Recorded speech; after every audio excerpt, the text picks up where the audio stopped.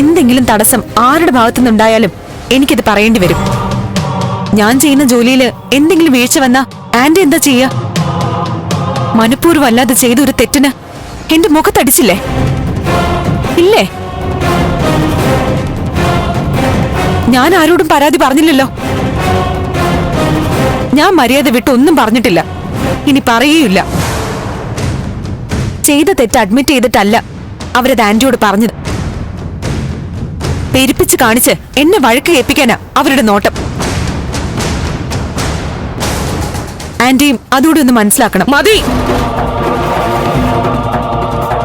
ഇവിടെ നടക്കുന്ന കാര്യങ്ങളും മനസ്സിലാക്കാൻ എനിക്ക് നിന്റെ സഹായമൊന്നും വേണ്ട. ഇവിടെ ആരെയൊക്കെ എവിടെയൊക്കെ നിർത്തണമെന്ന് എനിക്കറിയാം. ഭാർഗവിയെയും മീനാക്ഷിയെയും പോലെ ചന്ദ്രോത്ത് ഒരു ജോലിക്കാരി നീയും അത്രേ ഉള്ളൂ.